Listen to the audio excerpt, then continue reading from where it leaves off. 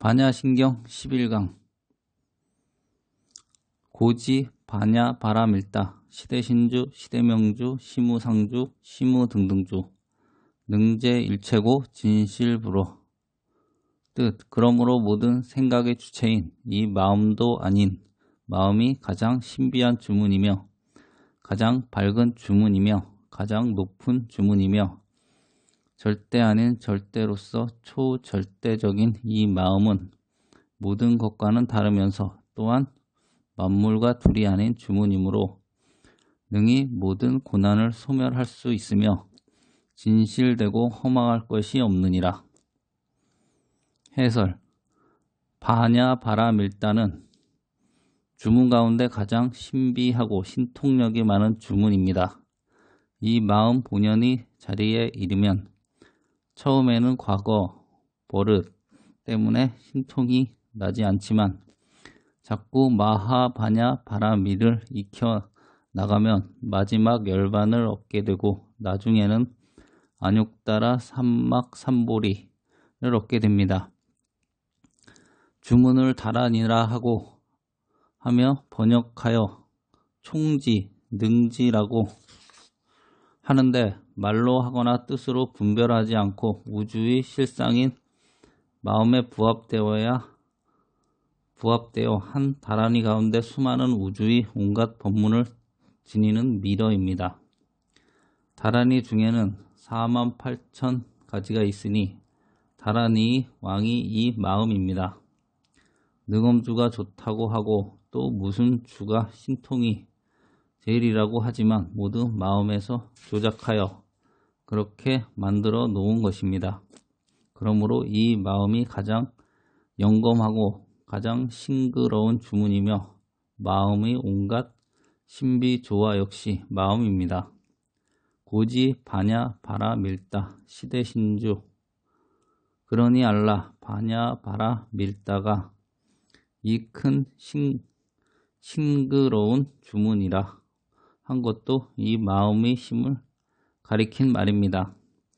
태양이 아무리 밝다 해도 땅속이나 벽속까지 밝힐 수가 없지만 마음은 땅속, 우주의 구석구석까지 다 밝힙니다.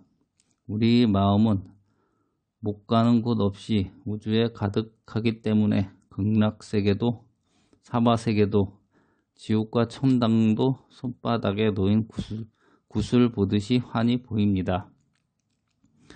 이 등신인 육신을 나라고 해놓고 보면 극락세계가 아득히 먼 곳이고 천당 지옥이 먼 곳이지만 마음을 깨쳐 놓으면 자기 본래의 본성을 찾는 것이므로 전 우주를 손바닥에 놓고 보는 것이 됩니다. 케르만 박사가 소립자의 원칙을 발견하려고 몇 해를 두고 아무리 애를 써도 해결하지 못했는데 불교의 팔정도를 보다가 꽉 막혔던 실마리가 풀렸다고 합니다. 그래서 마침내 노벨상을 받게 되었다고 합니다. 자연과학의 원리도 깊이 들어가 보면 마지막에는 불교의 원리와 같아집니다. 수학자들도 수학의 원리도 따지고 보면 불교의 원리에서 나온 것이라고도 탐복을 합니다.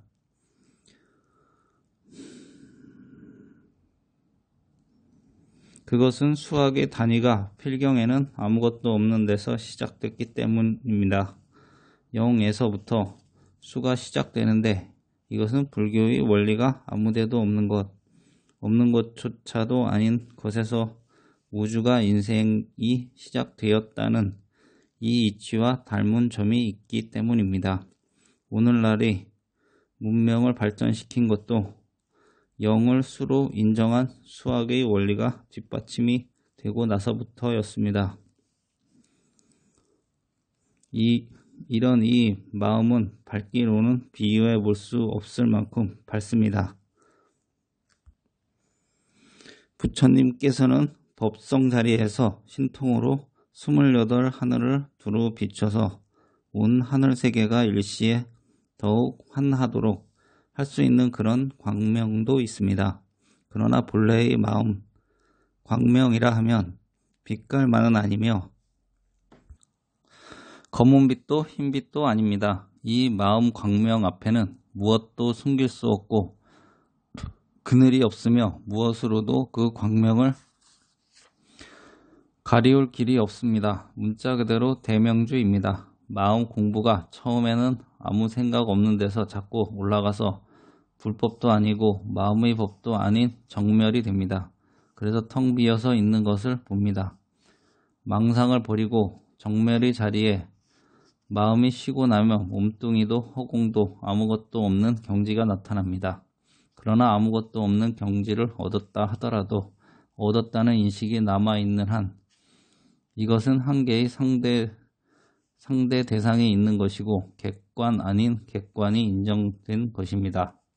또한 인식하는 자기 자신은 주관이 되므로 이렇게 인식하는 자기 자신을 어떻게 알 수 있겠습니까? 몸뚱이도 없고 허공도 없고 불법도 마음도 없구나 하고 인식하고 있는 자신은 아직 모르는 것입니다. 여기서 잘못하면 미친 사람이 됩니다. 내가 안 경지를 석가열애가 알 수 있을까? 달만은 더욱 몰랐을 것이 아닌가? 이런 오만으로 됩니다. 사람만 보면 불쌍하다고 울고 하게 되는데 이것을 아만, 법만이라고 합니다. 이런 사람은 결국 잘못 미쳐버리고 성도하지 못합니다. 이러한 병이 없어야 성불 합니다. 석가열애께서 새벽에 문득 별을 보고 마음자리를 깨달았다고 하는 것이 얻은 객관이 있고 깨달음을 인식하는 주관이 있는 그런 식의 마음자리는 아닙니다. 석가께서 깨치신 마음자리는 반야신경의 대신주, 대명주입니다. 그 위에 아무것도 더할 것이 없는 최후의 무상주입니다. 그러나 그것은 아만이나 법만은 아닙니다. 오직 이것만이 일체의 모든 것 가운데 제일입니다. 그래서 무상주라 한 것입니다. 부처님도 내 마음보다 밑에 있고 시방 재불과 삼세 보살이 모두 내 마음 이후의 것입니다. 그러니 이것과 같은 것은 하나도 없고 이것이 오직 최고 최상입니다. 이것과 같은 것은 있을 수 없는 것, 일체의 모든 것과 겨누어지지 않는 것, 그야말로 유아 독존이란 뜻으로 표현된 것이 무등입니다. 등은 평등하다, 같다는 뜻인데 무등하면 같지 않다, 일체가 뛰어났다 그런 뜻입니다. 그러면서 또 이 마음 자리는 일체와 둘이 아닙니다. 일체 만유하고 마음하고는 둘이 아닌 평등입니다. 그래서 등자가 한 번 더 들어갑니다. 무등등주, 즉 일체와 같지 않고 모든 것을 초월했으면서 일체와 둘이 아닌 진리의 주문이란 뜻입니다. 이것은 한 가지도 같지 않고 부처하고도 다릅니다.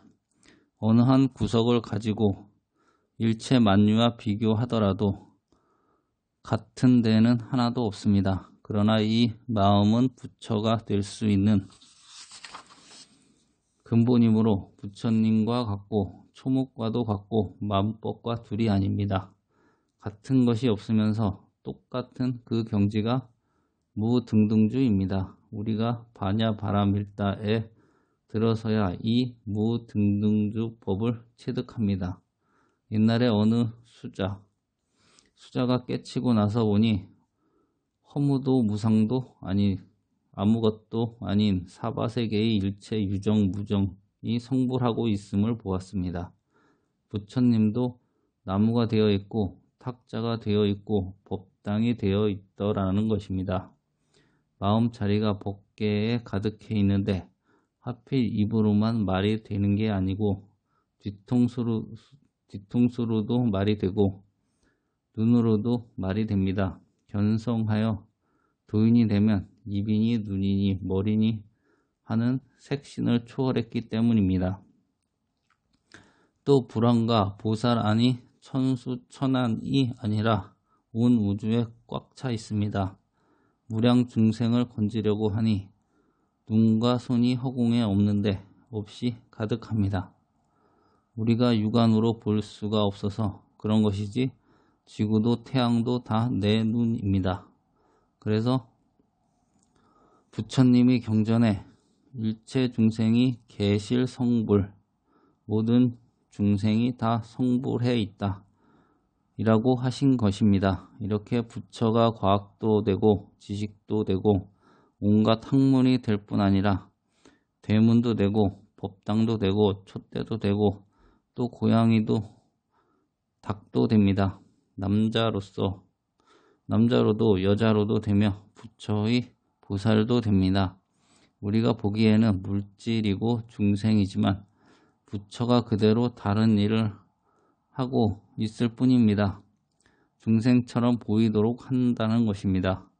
그렇다고 해서 한 중생이 성불하면 다른 모든 중생이 따라서 성불하는 것이냐 하면 그런 것은 아닙니다. 다른 중생은 중생 그대로 남아 있습니다. 이와 같이 중생이 기도하고 중생이 아니기도 한 이것을 금강경에서는 비불중생이라고 하는데 마음자리는 부처님하고 똑같은데 업을 지어서 그 마음이 어두워진 것뿐입니다. 조금도 마음이 달라진 것은 아닙니다. 그러니 중생이기도 하고 중생 아니기도 한 것입니다. 깨친 사람과 중생이 다르기는 하지만 부처와 중생의 근본은 본래 하나고 깨칠 수 있는데 불성은 다 같이 가졌기 때문에 본래가 다 부처인 것입니다. 바로 말하고 듣고 있는 이 놈입니다. 보고 싶으면 쳐다보고 내려다보고 하는 이 마음이 그것이고 죽어있는 송장은 단순한 하나의 물체이므로 그렇게 하지 못합니다. 아무 것하고도 같지 않으면서 만물과 같은 것, 이것이 바로 마음입니다. 이 마음은 구경바람을 성취해야 깨치게 되며 성불이라 말할 수 있습니다.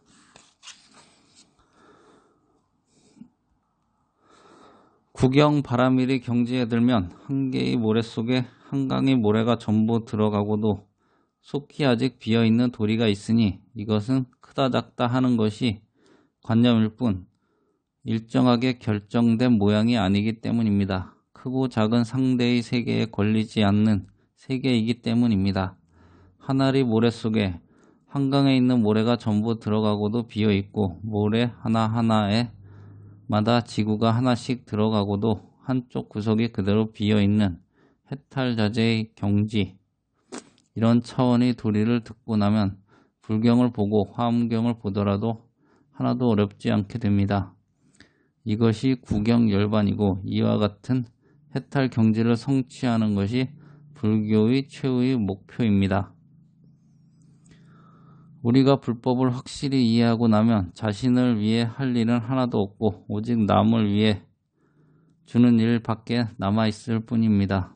얼마 전 육군사관학교 화랑호곡사 낙성식에서 이런 법문을 한 기억이 납니다.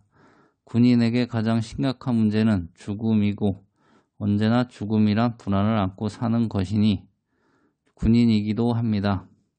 그러면 이 불안은 어디서부터 시작된 것이며 어떻게 해결해야 되는 것인가? 그 불안은 다름 아닌 육체를 나라고 하는 데서부터 일어난 것이며 부처님께서 말씀하신 바 마음이 나라고 하신 가르침을 마음과 육체는 둘이 아닌 하나임을 믿고 확인함으로써 해결됩니다. 육체는 확실히 무정물이고 마음만은 살고 있는 것입니다. 즉 마음이 주체고 육체는 한 개의 부속품인 것입니다. 육체와 정신이 하나로 통일되어 나라만을 위한 탱크도 되고 대포도 되고 총도 되고 온갖 것이 다 되며 마음이 나요 육체는 내가 될 수 없다는 마음이 바로 화랑정신입니다. 육신이 화랑군이 되어 정의를 위하고 민족과 동포를 위해 최선을 다해서 싸우지만 그 주체는 오직 마음이며 남북 통일이 되도록 싸워야 하고 전 세계 인류의 평화가 이룩되도록 싸워야 합니다. 신라의 화랑도가 삼국 통일을 했으니 우리는 남북 통일을 해야 하고 동시에 전 세계 인류가 하나의 사상, 마음으로 뭉칠 수 있도록 노력해야 할 사명이 있습니다. 우리가 이런 신념으로 정신 자세를 갖추면 전쟁이 나더라도 조금도 겁나지 않고 포탄 속을 뚫고 들어가더라도 아무런 두려움이 없습니다. 이렇듯 마음이 나지 육체가 내가 아니라는 것을 이론상 짐작은 했다 하더라도 막상 어떠한 위험한 경우에 다다르면 과거에 있던 습관으로 말미암아 다소 무서운 생각이 나게 되는데 그 생각을 얼른 걷어치우고 나는 죽을 수 없다. 나는 불에 탈 수도 없고 칼로 치더라도 잘라지지 않을 것이며 죽으려고 아무리 몸부림친다 해도 죽어지지 않는다. 이렇게 마음의 근본 자세를 갖추고 있으면 무슨 일이 닥치더라도 대담해지고 보리 종자가 커지는 것입니다. 그런데 한 걸음 더 나아가서 볼 때 이런 진리를 깨치기는 확실히 깨쳤다 하더라도 실제로는 생사의 고통을 당합니다. 감기 몸살만 나도 병원에 가서 주사를 맞아야 풀리고 폐독산 쌍화탕을 안 먹으면 못 일어납니다. 이러한 일체의 장애를 해탈하려면 구경열반에 들어가서 힘을 얻어야 합니다. 정진을 많이 해서 마음의 힘이 커지면 육신의 고통이나 정신의 고통이나 객관의 고통이나 일체의 고통을 벗어나게 됩니다. 능제일체고란 말이 바로 이런 것을 가리킨 말입니다. 3세의 모든 부처님들은 바냐 바라밀을 다 맞춰서 안욕따라 삼막삼보리를 성취하신 분이므로 일체의 고통을 해탈하셨는데 이것은 곧 마하바냐가 그렇다는 뜻이고 우리의 마음이 그렇다는 뜻이며 우주의 핵심인 내가 곧 그렇다는 뜻입니다. 또 우리가 말할 줄 알고 들을 줄 아는 이 마음자리만은 진실하고 허망하지 않습니다. 이것은 아무리 시간이 흘러도 변하지 않고 자기 자신 그대로를 항상 지키고 있습니다. 중생들의 망상은 변하고 달라지지만 그 마음은 달라지지 않습니다. 육체도 생각도 우주 만유가 다 허망하지만 나 바냐 바라 밀다 이것만은 진실하고 허망하지 않습니다. 그래서 부처님께서도 내가 바냐 바라 밀다마는 중생들을 위하여 49년 동안을 설해 준다고 하신 것입니다. 바냐 바라 밀의 마음을 성취하면 이런 생각 저런 생각 번뇌망상을 하지 않게 되고 이 사람이 세상에서 가장 편한 사람입니다. 잠자로고 소화 잘 되고 정신 좋고 몸이 가볍고 일체의 고액, 일체의 문제가 다 해결되어 오직 진실하고 조금도 허망할 것이 없습니다.